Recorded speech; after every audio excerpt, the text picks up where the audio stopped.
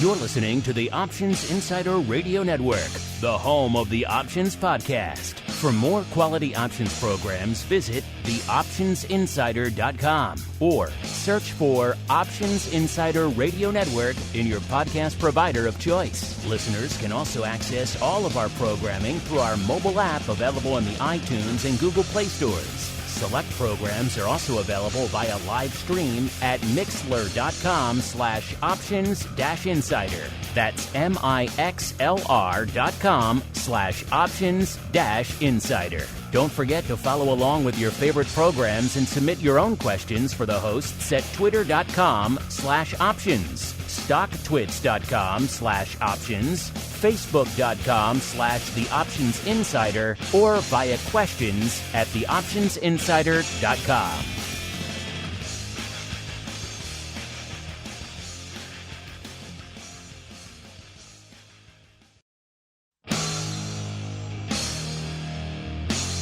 And now, it's time for the show that breaks down the options market from unusual activity alerts to market analysis, strategy overviews, listener questions, and much more.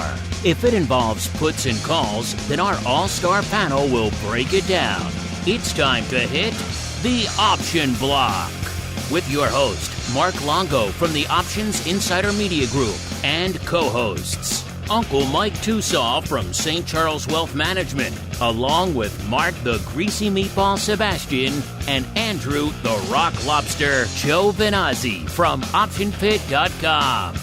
And now, get ready to hit the Option Block. All right, everybody.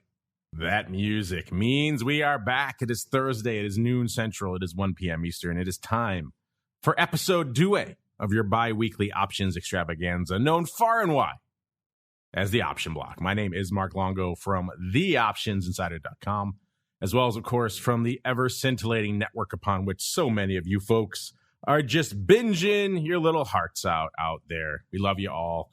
Keep rocking and rolling and driving up my bandwidth bills. I like you all. And of course, if you want even more content, that binging is not enough. We have not sated you yet. You need to go above and beyond. What would you say to perhaps, 2 additional programs, like let's say Great Pro Q&As, as well as unusual activity paloozas like Options Oddities at the end of the week? What about, maybe some awesome giveaways? Going to do one of those in a few minutes, so stay tuned for that. As well as, of course, live access to this and everything else we do here on the network. Great chats, communities, questions bumped up to the top of the list. All sorts of fun and more to come. TheOptionsInsider.com/pro is the place to go to commence your journey to the dark side. I do want them to, haven't done it yet, I do want them to add the /dark side there as well. Right now we got the cool /secret club. We probably should add /dark side while we're at it too, because it just sounds fun. A lot of fun being had over there at the Pro. Check it out if you have not done so already. Let's check out who's joining us here today. First, let's go out to a quiet, a sleepy, and probably a sad hamlet, given what's going on in the markets today. It is the land of St. Charles. We are joined once again by the uncleest of Mikes, Mr. Uncle Mike TOSAW from St. Charles Wealth Management. Uncle Mike, how go things in the sad hamlet of St. Charles today, sir? Oh, it's always happy in St. Charles. And so, in the buy and hold strategies, we buy and hold. In the short-term strategies, we wait for better entry points sometimes. But what it boils down to is I like to wake up every day thinking, how can I drive up Mark's bandwidth bill? And that's where we're at. That is kind of his daily mission in life. And so far, he is succeeding. Let's go out now to the rockingest of lobsters. By the way, listeners, these two before showtime we're singing a fun duet about short volatility. We'll have to see if we can get them to reprise that here on the show. I'm, of course, joined by the rockingest of lobsters, Mr. Andrew GIOVINAZZI from OptionPit.com. Mr. G, welcome back to the show. A and B, do you feel like reprising any of your musical talents for our listeners, sir? The problem is I'm so old I can't even remember what my jingle was. So it's gone. It's already gone. It's already on my head. You got to grab it while it's there, and you have to just enjoy the richness of it while it's going on. So I would love to say I can't. What was I? I don't even remember. So yes, it is a dark and stormy day in Maine today. To do your heart good.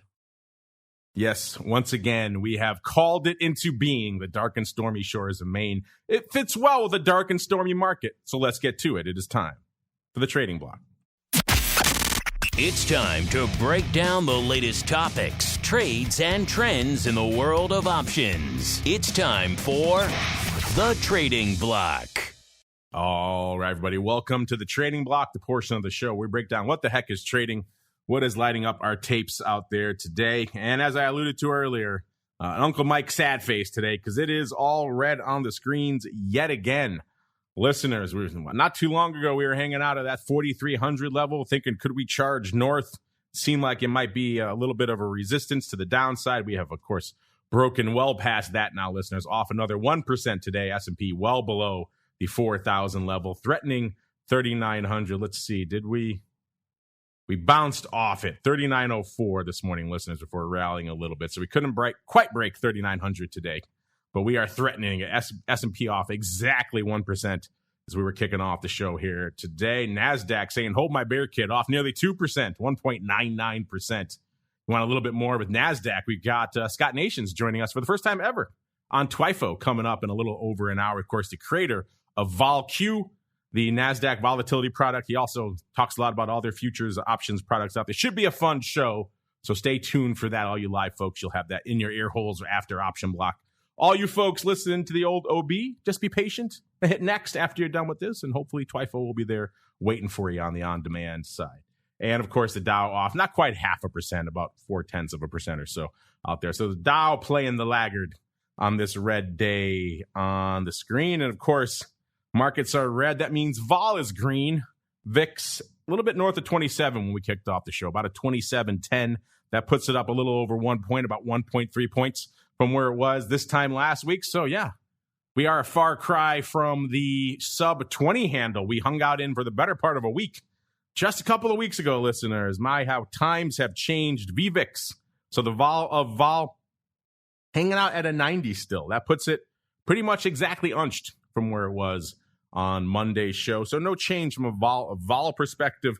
VXX, who knows what the hell this product is. They probably should take it out of the rundown now at this point. 19 3/4 right now, up about a quarter. We were talking about this on our pro Q&As. We had some questions about the vol products. And our old friend, the Last Emperor, who has been on this option block show many times back in the past, was also slamming VXX and saying about what a shame it is what they've done to that product. And that is indeed true. UVXY 1080 up about 0.5 point. So everybody was out there saying, when are we going to get the reverse split? Not today, listeners. Market doing that for you, bringing us back up north of a 10 handle. If we're north of a 10 handle, you're not getting a reverse split. That's pretty much for certain. SVIX, so our inverse friend, taking a bit of a breather today at about a 12 even when we kicked off the show, down not quite 0.5 point, about 0.4 point. UVIX, so our levered friend, 11 1/4, up about 3/4 point. And VolQ, just talking about it. Its creator is going to be on in about a little over an hour here on TWIFO. 32 even when we kicked off the show, up not quite 2 points, about 1 3/4 points. All right, the table has been set. Let's go around the horn. Since he's our resident bull, maybe we'll save him for last because maybe he'll cheer us up. We'll go instead to the dark and stormy shores of Maine because he's always dark and stormy himself, and that's kind of fitting for the markets we have today. Mr. Rock Lobster, sir, what is lighting up your tape on a dark and stormy day in the markets?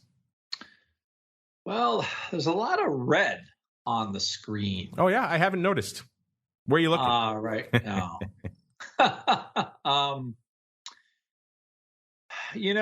I think what are we flirting with 3,900 now after 3,918? I think we've been through it once or twice today. I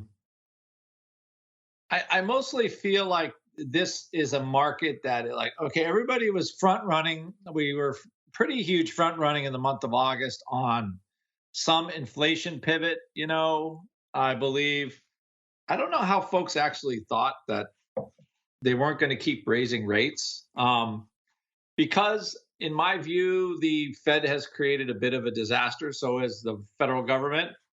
I think both administrations, actually, let's just go all the way back to George W. Bush, destroying the very, let's just say, balanced budget that we used to have. Yeah, Cheney came out and said, but deficits don't matter. Reagan proved it, right? So he just kind of kiboshed all of that. And if you can't count on a Republican to balance a budget, what do you got, sir? I know, but it's like you got no.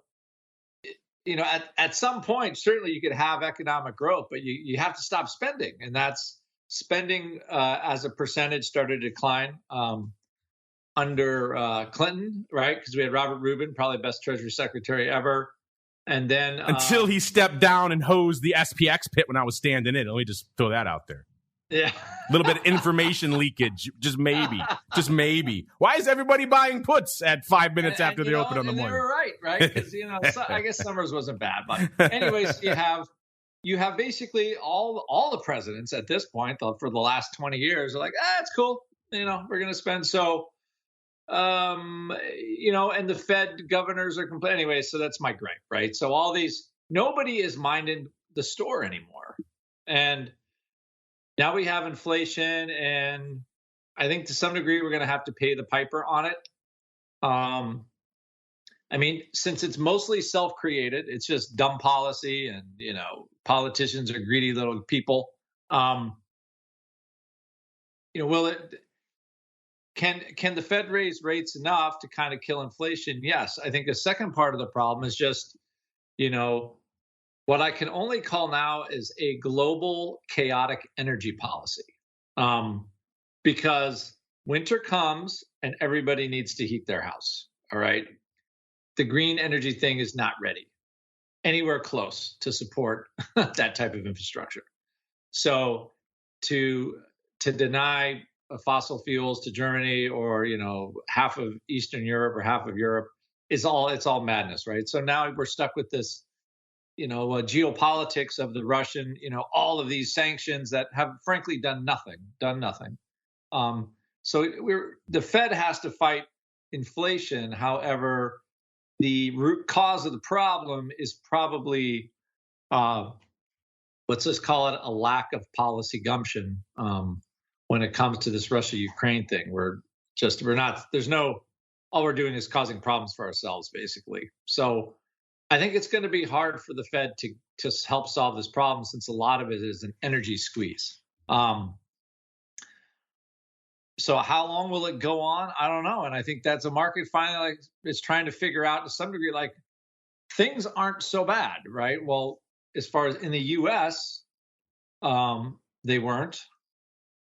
But it could be made worse, right? You keep jacking up rates to kill inflation, but you have public policy that is not dealing with the fact that it's high energy prices that are kind of the culprit, and they're high because of all this geopolitical stuff, and nobody's really kind of using their head at this point. So anyway, I think that's where. And I think the market will be essentially rudderless for a while. So we're going to get an inflation CPI report on the 15th. And then the Fed, I'm sure, will be, 75 basis point raise, and we'll just keep doing it. And the market has to decide, what pony to ride on. So as of right now, they can't ride on the pivot pony anymore. So they have to figure out what they want to ride on. And that's where we find ourselves. So I think it's a stock picking market, but when markets look like this, in my head, I'm like, okay, every week I'm going to look for something to buy. I'm not trying to pick the bottom, but it's just going to be ugly. But it is an opportunity, I think, because I think the world was getting ready for this post-COVID, get back to normal. And this inflation and the Ukraine thing really threw a monkey wrench in everything. And the supply chain issues as well, right? With all the dollars that came flooding out from all these governments. So you have multiple problems that, again, are yet to be solved or anywhere close to being solved. And I think, the market kind of woke up from its, I don't know. I think it was a little on a party for the month of August, like, whoo, everything's going to be cool again. And now we're realizing maybe it won't be cool again for a little while. So that's why I'm a little bit of a rant, but that's what we got. While you were talking, I was just looking up the infamous policy change. It's the exact date that was when Powell came out and said, "Yeah, we don't really care about inflation anymore. We're going to let it run a little bit." That was back in August of 2020. It seems like a lifetime ago. Now, these comments don't seem to have aged very well in the intervening 2 years. They were talking about he was worried about inflation being too low, and previous regimes had been a little bit too aggressive on the inflation front. And, long-term low inflation could actually be damaging. So they're going to let it run a little bit. And when they asked later, what range he'd be content with, they were thinking about 2.25% to 2.5%. That's what they would be content with. And lo and behold, all of that has fallen by the wayside. I'm guessing if he could go back, he probably would take back a lot of those comments that day. But that's a comment for another day. We could bash the Fed all day if we like, and a lot of people are out there doing that. We don't need to be jumping into that boat. It's certainly been a challenging period to be a Fed chairman. I will give them that. But outside of that, Mr. Uncle Mike, sir, let's lighten things up here a little bit. Let's have a little fun. What's lighting up your tape in an otherwise not exactly fun market for Uncle Mike? And then when you're done, Uncle Mike, I will have a fun surprise for you and for the audience. Ooh, I'm excited. Well, I'll start off, since Andrew is bailing on the duet. I got a jingle for you, Andrew. Andrew's trading options. Wow, wow, wow. Making lots of money now. How's that? Wow. Just off the cuff. Look at that. The jingle machine. That is Uncle Mike. He is now available on Upwork.com. You can hire him for your jingle purposes out there. You need a jingle in 5 minutes? Uncle Mike, and he'll even sing it for you. Wow. That's a skill, sir. That's a skill. So what I've always wanted to do is, I don't know, you guys remember that show, Whose Line Is It Anyway? Yeah, I used to love that show. I've always wanted to be on that show when they freestyle the songs like that. That's my dream. I hope to do that someday. Really? But freestyle singing. I can see you're showing new sides to yourself every show, Uncle Mike. Hey, I used to do it all the time when my kids were babies and putting them to bed. We used to do the idie-didies and the hoedowns with them. And by gosh, my 1-year-old, when my kids were a year old, they used to love it. Now they don't even want to admit that they even know me if I ever start getting into that. But I don't blame them for that, quite honestly. In terms of the markets today, the indicator that I have is that since we started this show, the market is averaging approximately just under 1 point per minute. So if we can get a constant broadcast, by the end of the day tomorrow, we'll be ahead on the year. So that's my proposal of how we manage risk right now. But on a serious note, I agree with everything Andrew is saying. I think the key question is right now is, are all of the dark and stormy, awful things with which he is saying, are those factored into this roughly 20% pullback in the market since the peak in January? And that is the key question right now. The bull case at this stage would be 3,900. From a technical standpoint, in looking at a chart, we had resistance at 3,900 in late June, in early July, and it acted as a support level, approximate levels, in early May, as well as once again in late May. So around these levels, we have kind of sort of some pivot points in recent history. So the bull case would be, okay, well, we've had that, and we've pulled back. We're actually down. The peak of the recent rally was on August 16th, and the high that day was 43.25. And so that means over the course of 2 weeks and 1 day, we've come down a pretty significant amount. So at some stage, markets typically tend to bottom. And by typically tend, I mean 100% of the time in the history of the entire U.S. stock market, they have bottomed at some stage. So the key question right now is, when is it going to bottom? 3,900 is definitely a unique number. I know I said that on Monday about 4,000. 4,000, we had the 50-day moving average, plus we had the big round number, but 3,900, there's also a case for that. Now, of course, the bad news this time around is that from what I'm seeing, the next level of support with which we have doesn't come till the low 3,700. So if we break 3,900, I think that could be cause for concern for more markets, or for more things dipping even further. Now, in terms of other things in the news today, it looks like China is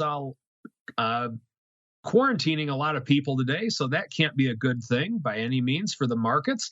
Also, there is some trade issues, and that it doesn't seem like our countries are really getting along too well with chips.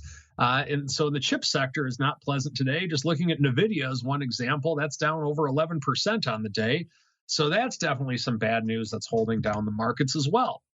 Now, the other thing that's still that interests me about this market is the fact that this is another one of those days to where stocks are down as well as bonds.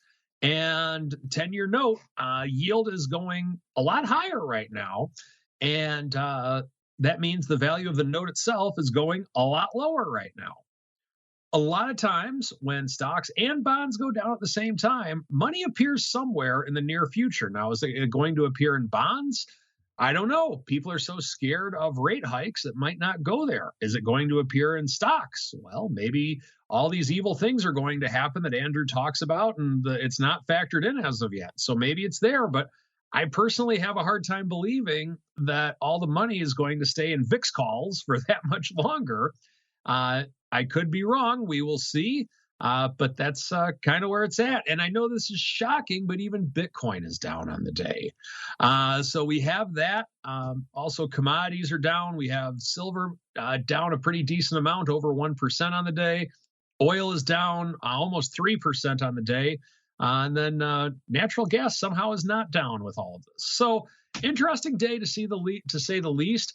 I do feel that we are in kind of a, for lack of a better term, a pre-shuffle or pre-allocation shuffle market, meaning when we see what non-farm is in the future, we're going to, you'll see the money appear somewhere.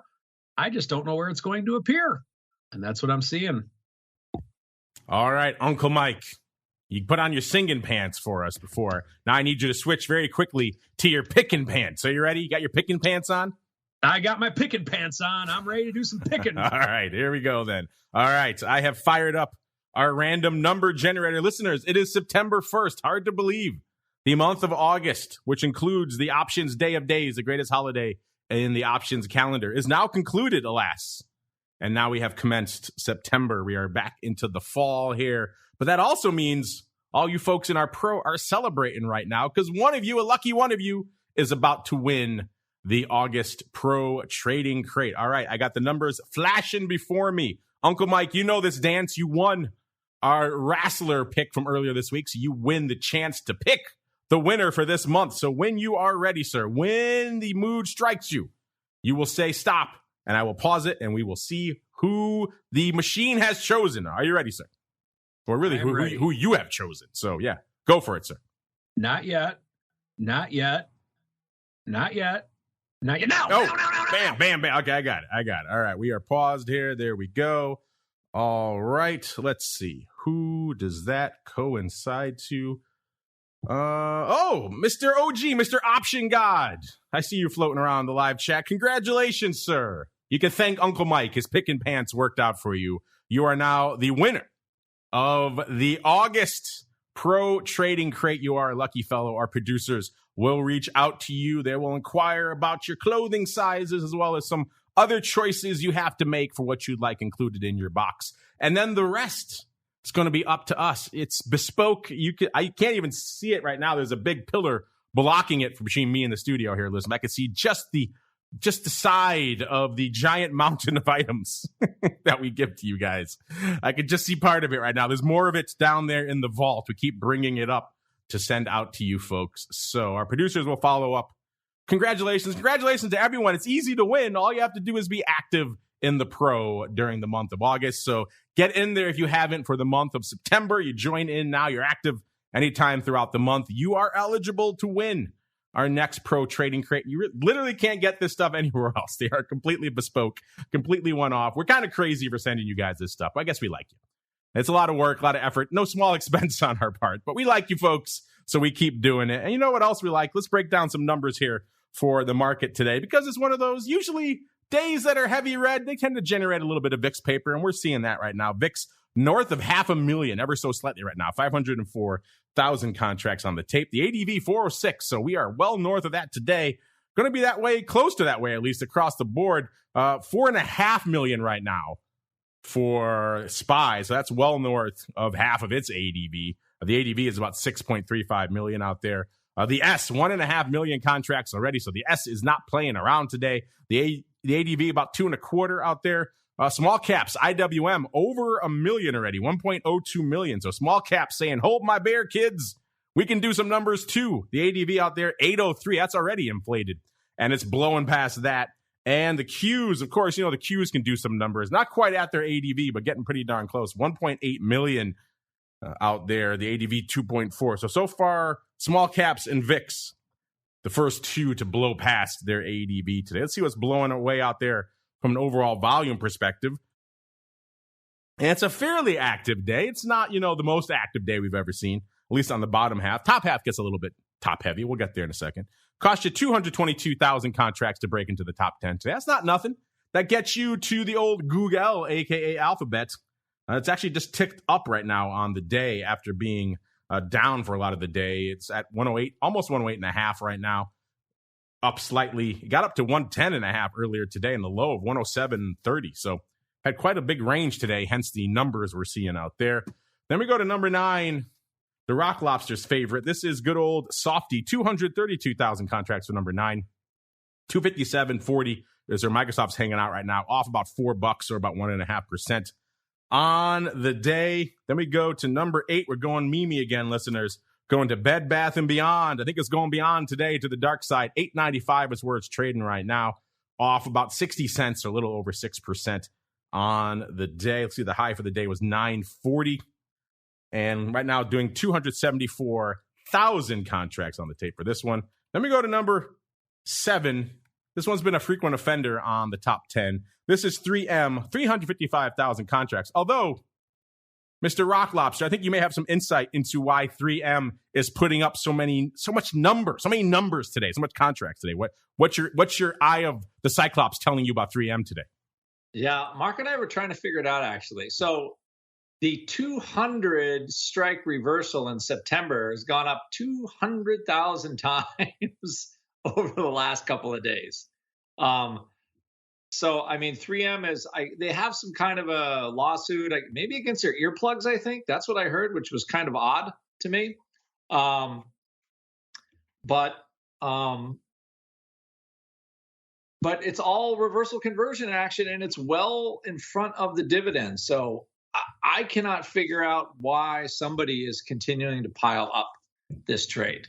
It is real. It's a head scratcher. I have to be quite honest with you. It's a huge head scratcher right now why they're doing it. But why would you put up 200,000 at the 200 strike reversal conversions in there?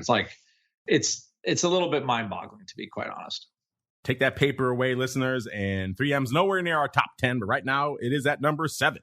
Number 6, the artist formerly known as Facebook, now Meta, 402,000 contracts for number 6. We're starting to get up there now. 162.15, off about $0.0075 right now for Meta. Number 4, the Amazonian, 655 out there. So we're jumping up quite a bit from, actually I skipped one. Number 5, AMD. These, the chip names are usually hanging out together. The fact that one of our other chip friends is not right here should give you some indication of what's going on at the top half of our most actives today. We got AMD number 5, 543,000 contracts. That one's off a little bit on the day. If I can get that one pulled up here. We got Amazon first. There we go. AMD, that would be easier. There we go. About $80 right now, off nearly $5. All the chip sector just feeling the weight today of the issues with China that Uncle Mike alluded to earlier. Number 4, we've got the Amazonians, 125.25, off about $1.50 today. Good for 655,000 contracts, though, for number 4. Then we jump up again to number 3. We're over 1 million now, listeners. The fruit company, Apple, 1.08 million. 155.80 is where Apple is trading right now, off nearly $1.50, or not quite 1%. Let's see, on the day, it got as high as 157.68, and the low was 154.67.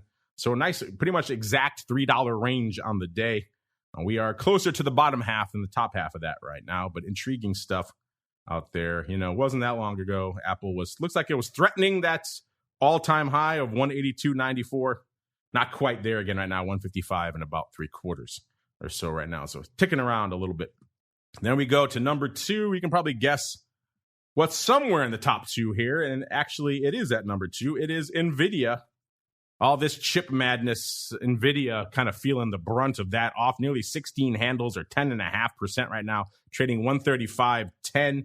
I started off the day 143.80, got as low as 132.70. So an $11 range for NVIDIA out there. As we rebounded a little bit off the lows, of course, all that coming on the weight of the U.S. government restricting chip sales to China. So that's obviously going to hurt NVIDIA. This name, not too long ago, was trading 190. August 15th, it was printing 190. My goodness, just a few weeks later, we are now at 135. So they have come for NVIDIA. And of course, over the past year, it is net down about 40% on the year. And of course, forget about from the highs. The highs were 346. It is nowhere near that now. So yeah, rough times here for NVIDIA. Named that for a long time there. It seemed like it could not go down. A day that ended in Y, NVIDIA was up. Today, not the case. That means number 1, managing to outpace everything yet again, is Tesla. 1.34 million. Tesla rocking and rolling today. Let's see, 269, just ticked below 270. 269.95 right now, off about 5 2/3, a little over 2%.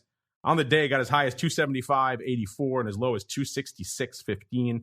So it's done a little bit of living today out there as well, and good enough for 1.34 million contracts on the tape. Those are impressive numbers. In terms of earnings this week, we had some names popping off. Let's see, we've got some move results going hot right now from our friends over there at Orax. Let's go to Five Below. They were yesterday after the bell. 127.88 is where they were trading going into their announcement. They're pricing in 8.1%. They delivered 6.2%. So perhaps not as much vol as you thought in the premium dollar store sector, aka Five Below. This is a name I was not aware of until Brian did it on his OPR a few months ago. This is Ollie's Bargain Outlet Holdings. This is actually it was founded in Pennsylvania. I just never encountered an Ollie's in the wild, apparently. Ticker symbol OLLI, OLLI. They were popping off before the bell today. They were printing 55.31 going into their announcement. They're pricing in, get this, listeners, 8.6%. They delivered 1.4%. My goodness, they were pricing in a lot of juice in Ollie's Bargain Outlets, and apparently it was overblown. Wow. Intriguing stuff. After the bell today, we have Lululemon. They were trading pretty much exactly $300 when we ran these numbers this morning. They were pricing in $19.60 in that straddle. In the past, they've moved about 16.25. So a little bit of extra juice in the home of the invisible yoga pants. Coming up next week, really quickly, we've got GameStop. You may have heard of them. 7th after the bell. They were at $28.64 when we ran these numbers. They were pricing in $3.49. In the past, they've moved $3.61. So a little bit less juice in the land of GameStop. Of course, I mentioned where we are on the season right now, 126%. So far and away, the most robust cycle we have witnessed since the onset of the pandemic. So impressive stuff out there. Got news trades going up in the earnings trades report today as well. Ollie's. Everybody's loving Ollie's. They're picking up a straddle in Ollie's today, as well as a straddle in Patterson Companies, PDCO. And they're also buying calendars in Lululemon and there we go. And Smartsheet, ticker symbol SMAR. So new trades piling into the earnings trades report. Check it out for yourselves completely for free, theoptionsinsider.com. Click on the options news and articles tab to check out all that for yourselves as we keep on rolling. Time to see what our Eye of Sauron has found for us today. It is time for the Odd Block. It's time to break down the most interesting, unusual, and downright questionable options activity that's been identified by theoptionsinsider.com. It's time for the Odd Block.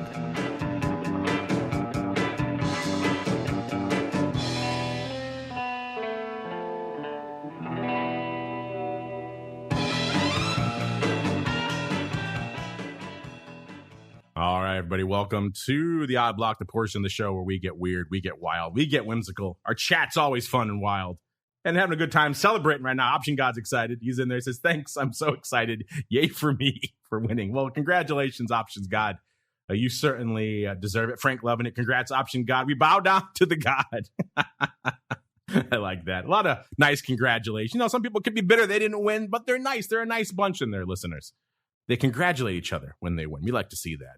TheOptionsInsider.com/pro is the place to go to join the ongoing party that is the pro fun. Let's get on out here. And Mr. Rock Lobster, in a day when everything's red on the screen, would you be surprised if I told you that our Eye of Sauron came back? Not with a lot of put buys, but a lot of people selling puts today. So did that surprise you?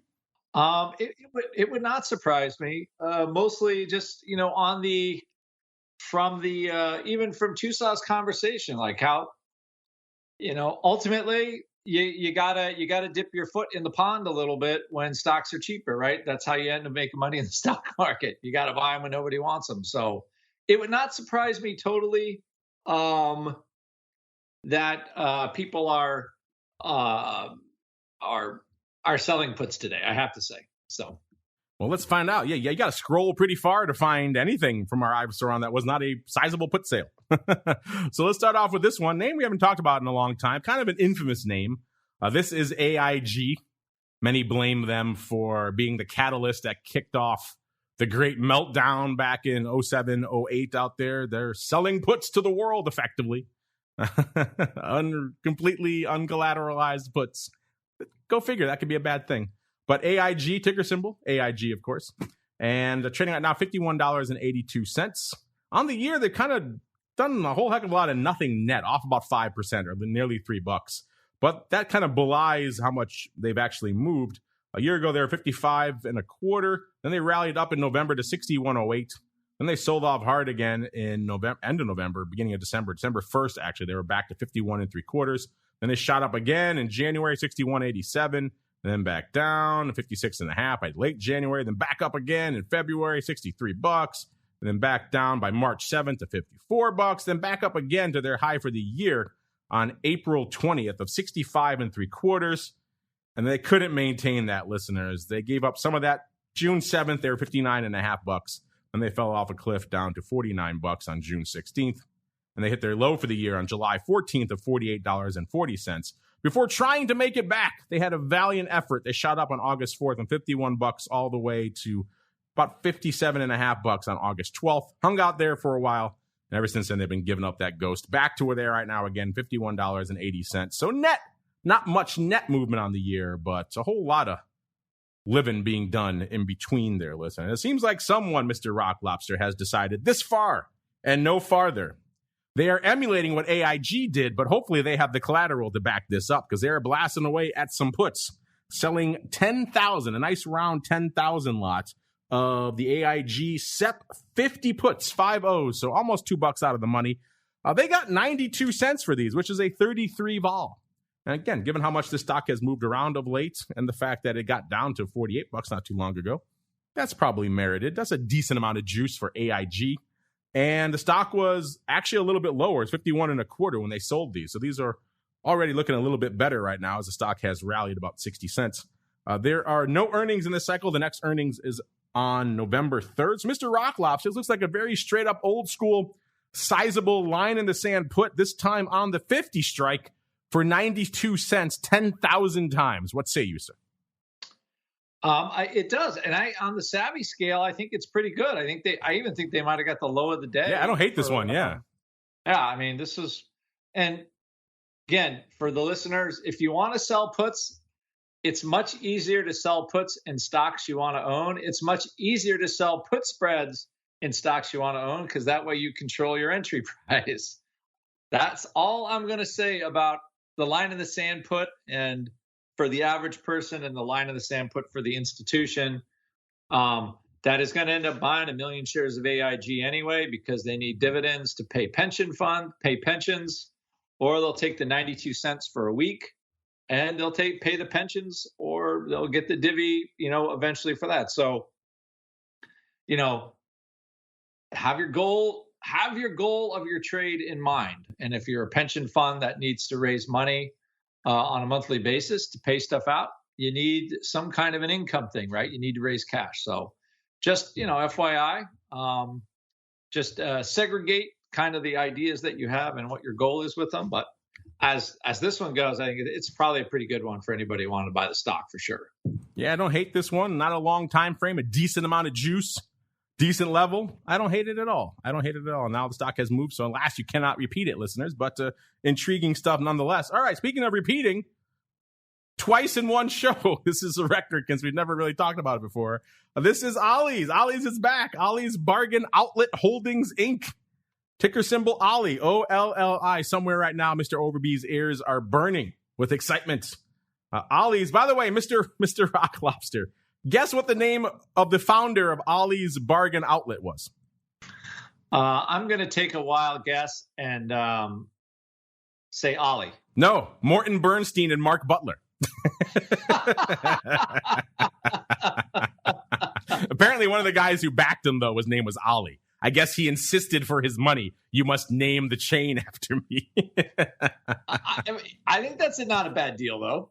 Yeah, I guess it's just funny. Morton and Mark, and they named it Ollie's. I love it. And they named it Ollie's. Well, there you go. You know, surprise the things you learn on the option block, listeners. It's crazy. Ollie's trading right now a little bit shy of $54, $53.92. They've had a rough year, off nearly 26% on the year. A year ago, they were trading $72.50, and then they kind of gave it up in March. They actually hit their low for the year in March, $37.67. So not quite a month after the whole invasion and all the madness was popping off there. Then they rallied hard again. They tried to make it back. They were actually up on the year again. They got up to 71.17 on July 8th. So that's a huge move from 37.67 to 71.17 by July 11th. Man, wow. They really clawed their way back. And then they kind of couldn't maintain it. And then most recently, August 25th, they were trading about $66. And then they've fallen off a cliff since then, back down to where they're at now, $53.94. So, man, volatile bargain outlet out here. Let's see what we found out here. Oh, surprise, surprise. More line in the sand puts, Mr. Rock Lobster. This time, someone going out to the SEP 45 puts. So I said we're just a little bit shy of 54 right now, Mr. Listeners. They sold 3,595 of the SEP 45 puts for 26 cents. That is about a 62 vol, which, again, looking at this chart, that is merited. This bargain outlet moves. I should note, by the way, that this is post-earnings. I mentioned them earlier. Obviously, they've said their earnings report. We just talked about it. So these are someone coming in immediately after the earnings announcement and trying to harvest what vol is left before it goes the way of the dodo. Mr. Rock Lobster, almost 4,000 of the SEP 45 puts for 26 cents. What do you think about these? And our new favorite name, Ollie's Bargain Outlet Holdings, Inc., founded, of course, by Morton and Mark. Yeah, I mean, I think that, again, a decent put. I think this feels like a little more aggressive one, only because I guess the earnings have come out, okay, I don't know. I take that back. Maybe not so aggressive, but I don't think it's a bad sale, but same rationale. You definitely want to buy the stock at that level, but you're right. Yeah, I think they're trying to squeeze the last bit of juice out of this one, and it appears that they're gonna be right. So, but the market's still about right there. But with earnings out and $10 out of the money, you're like, not a bad play. Not a bad play at all. All right, we'll get out of here on one more here. Let's go out to our August 8th show and see if our trader made some money or not. August 8th, we reviewed some folks loading up on some calls in New Holdings Limited. This is a Brazilian fintech out of Sao Paulo. They're effectively a digital banking name. A ticker symbol NU, N-U. And let's see. At the time, we profiled 10,247 of the AUG 5 calls. People were gobbling them up, lifting the offer for 30 cents. This was a 107 vol. The stock was $4.81 at the time. And let's see, they had earnings on the 15th. So this was very much an earnings play as well. So they were swinging for the fences. Like a total of 24,000 went up that day. So this was a pretty sizable trade. And then looks like they came in on the 15th. So this was the 8th. And like a week later, on the 15th, they traded 33,000 more of these things. So this was a very active name, very active strike. They picked those up for a quarter. So they were buying more for a quarter, it seems like. And the stock went out. These were the 5 calls for 30 cents and later for 25 cents, listeners, over 50,000 times. And the stock closed, unfortunately, at $4.65. And there were still a whopping 47,000 of these 5 calls open at that time, listeners. So unfortunately, looks like a big ouchie on this one, Mr. Rock Lobster. On that initial print, just the initial print we talked about, the 30-cent kind, they dropped about 300 grand on that first block. And if you add up all the other volume, including the 25-cent kind they bought later, over $1 million, about $1.25 million. Mr. Rock Lobster, they were swinging for the fences in New Holdings Limited, and unfortunately, those fences kept moving, sir. And alas, they dropped the ball, sir. What say you? Again, interesting. Oh, this is a trade that you're paying off here, right? So yeah, it does appear that. No, I just looks like maybe this went to the sad pile. I feel, it looks like did they scalp out of them? I'm just looking at the open interest right now. But those are gone. So it looks like they're kind of, I think there's just sadness overall. This is, and it's another Brazilian company though, like PBR, but this is digital banking. Digital banking. Very banking, indeed. And a lot of your questions are digital. At least they're sent in via digital platforms. Let's get to some of those right now. It is time for the mail block. It's time to take your seat on the All-Star panel as we read your emails, tweets, Facebook messages, website comments, and much more. It's time for the mail block. All right, everybody. Let's get to some of the questions we've actually asked you guys here first, see if we can pay some of those off. We have a twofer going right now, which is kind of interesting. First off, we've asked you guys, the markets obviously rocked by Powell last week. They were still down when we posted this at the start of the week. They're obviously still down now as well. So we're asking you guys, does this second leg of the inflation sell-off have legs? Or will the bulls return with a vengeance? Quite simply, where will the SPX close at the end of Q3? Gave you 4 choices: north of 4,300, the 4,000 to 4,299 range, 3,700 to 3,799, or south of 3,700. Mr. Uncle Mike, we shall go to you first, sir. Have your views changed since the Monday show? What are your thoughts, and what do you think our audience is voting for, sir? I think the audience is slightly bearish. So, I mean, what do you say, between 3,700 and what was the other number? I apologize. 3,700 and 3,999 on that one, or below 3,700 if you're going dark side. I think they're 3,700 to 3,999, and I am slightly bullish still. I believe it was 4,100 to 4,300. Close to it, 4,000 to 4,300. Yeah, I'm going with that one. So that's where we're at with everything, and that's my story, and I'm sticking to it. By the way, I didn't tell you we had that flash poll on a Monday's show, I believe it was. We were debating what was better finisher for the 80s wrestlers, Hogan's leg drop or Ultimate Warrior's Gorilla Press Slam. Well, the Warrior Slam won with 62.5% of the vote, sir. Does that surprise you? No, I mean, we have an intelligent audience. I mean, that's definitely a better finishing move. I mean, obviously Hulk Hogan was a much bigger name, but I mean, I'm willing to bet that my father, who is in his late 70s, he could perform the Hulk Hogan leg drop in a similar fashion that Hulk Hogan performed it. Whereas at my peak of strength, I don't know. I may have been able to have done the Warrior Press on certain people. My party trick in college is I would do overhead presses with people, and I worked up to a 240 pounder. So that's about as high as I got with that. There you go. You definitely could have got a cheerleader. So I don't know if I could have done it with the bigger people. Could have got a cheerleader up there at least, so that would have worked. That's how it started at parties in college. So, all right, and then Mr. Rocklop, same question for you. What do you think what is your vote? First off, where S&P is going to be, and what do you think our audience is voting for? I think the audience is voting for market down, and I think we were like 3,800-ish myself. So. All right, so you're in the 3,700 to 3,999 range. Do you think our audience is there as well, or are they lower? Oh no, I think that's where they are. All right, well, you are correct. 40% exactly choosing that tranche right now. We try to keep them nice wide to give you a lot of room to choose. Listen, make it a little easier for you. And then we have followed by number 2 around here. So the 4,000 to 4,299 level. So north of 4,000, obviously, 22.5%. Then the Uncle Mike bunch, the optimistic bunch, north of 4,300, I should say, 21.3%. So nearly a quarter of you not giving up the ghost just yet. And then to the dark side, below 3,700, 16.3%. Get in there at options if you haven't voted. The time is running out, listeners. Really quickly, you guys, I'd be curious to get your thoughts on this. We had a listener ask us about this on our Options Bootcamp show yesterday. It kind of became a big talking point, ended up being a big chunk of the show. There was an article the Journal just put out talking about the options market and expiration, kind of in particular, being a primary driver, a primary catalyst for the massive rally that we saw over the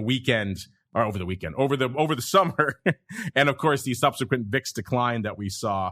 A, I'm curious, did either of you guys read this story? And then B, we asked our audience if they agreed yes or no, and our audience almost 2/3, 60% saying no, 40% for yes. No one choosing what is gamma, which is nice. That's obviously what they were talking about in the article, the impact of gamma around expiration, listeners. The yeses have increased. It was almost 90% no yesterday, so that has increased. I'm curious for either of you. Either of you see this article, and B, do you agree with our audience dismissing it or not? And you're asking me this one? I'm asking either of you. Who have either of you seen this article in the Wall Street Journal? I didn't read the article.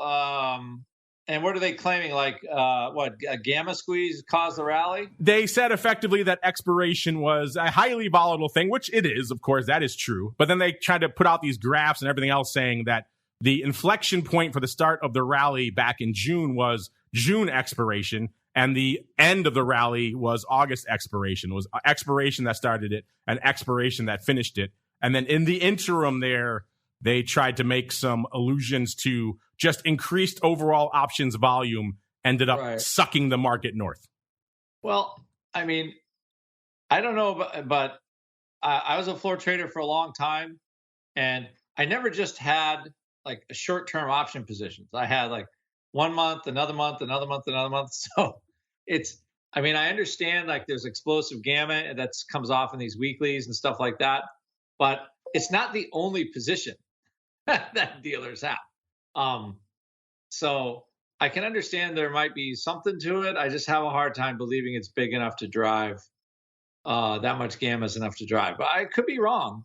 But, a lot of times traders have back month, and when they don't, that's when vol goes up. So vol coming in, right, that I have a hard time believing with vol coming in, that would generate a squeeze on the upside, right? Because dealers, part of trading is managing your inventory, as you well know, Mr. Longo. So the dealers are allowing themselves to be squeezed into lower vol while they're letting their calls explode. Like, to me, that doesn't make any sense, I have to say. But I have an open mind. I'm willing to learn. But if I'm trading it and I'm scrambling on the upside, I would not be compressing the vol in those option contracts. But that's just me. No, it's all front month all the time. That's the entirety of their position, sir. And they have nothing else. And that you have nothing else. I'm trying to see if I could copy this image for you so you could I could send it so you could just see the charts. They were not subtle in their allusions to the fact, I can't do it right now, but you check it out for yourselves. It's interesting stuff. Again, I'm open-minded as well. I'm willing. I'm not really. I've been outspoken in saying I don't really agree, but I'm willing to be proven wrong if there is some magical evidence to afoot. So far, that is not the case.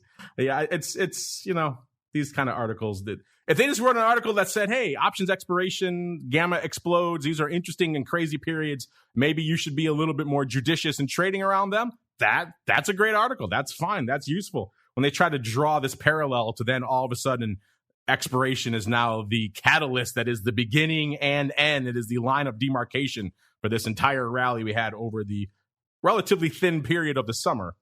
I don't know. Then I start to question the conclusions that are being drawn there. But intriguing stuff. Our audience will be the ultimate arbiter. So far, they're closer to 50-50 than I thought. So interesting stuff as we keep on rolling. It is time to go around the block.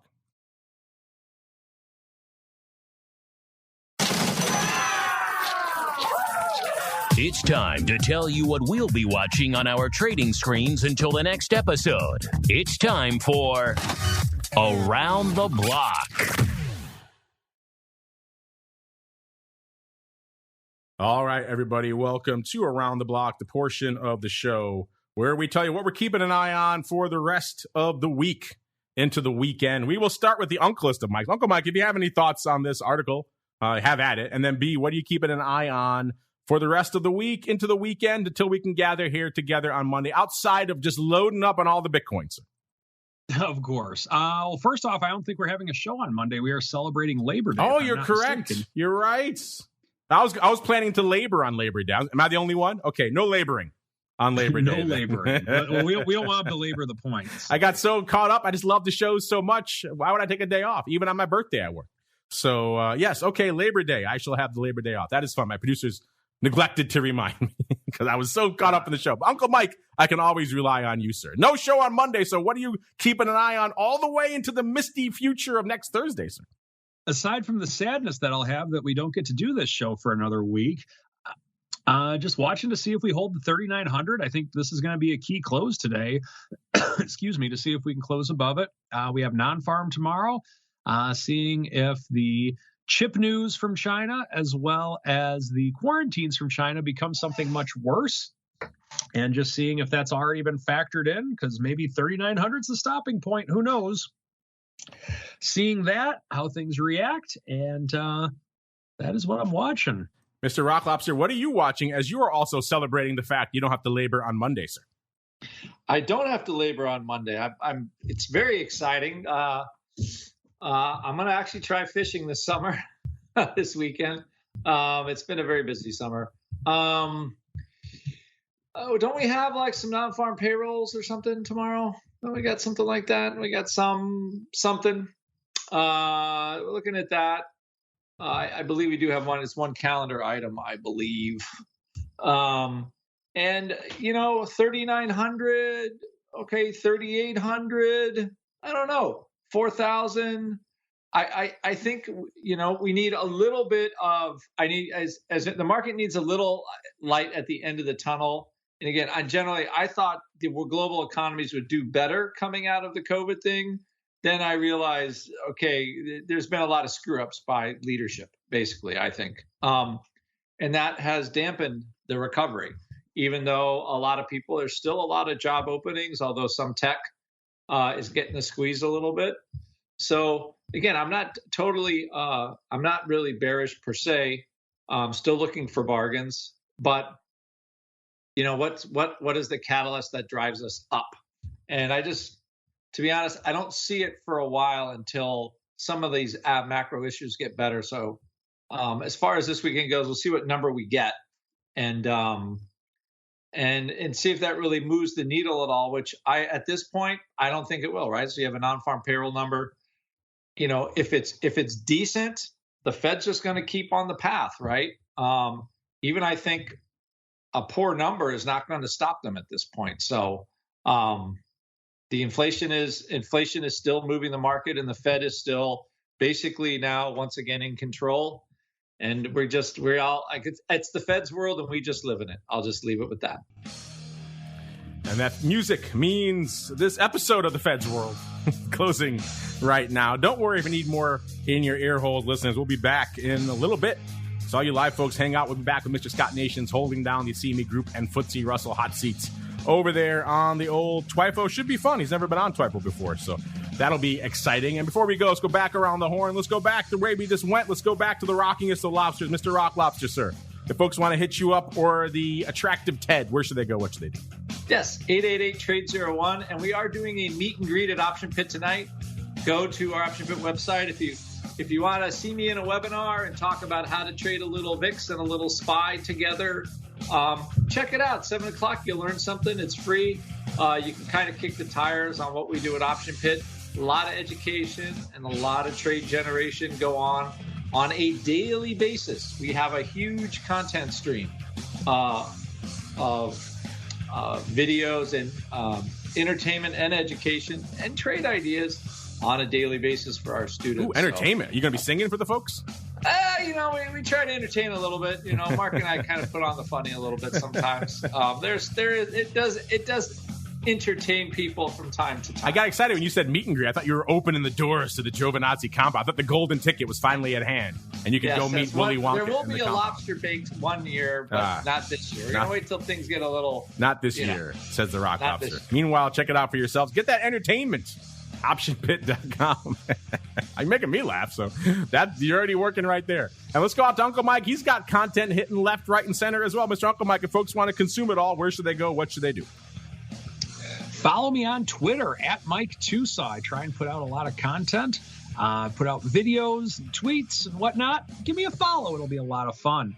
Also, if you're looking for a financial advisor who is versed in this thing we called options, feel free to reach out to me. Go to my website. You can make an appointment with me, stcharleswealth.com. We get some fun entertainment over there as well. Maybe some singing, maybe some gorilla press slams.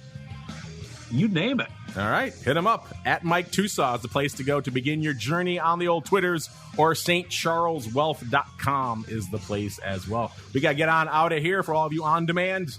Hit next. Twifo should hopefully be there waiting for you. If not, just wait a little bit. Be patient.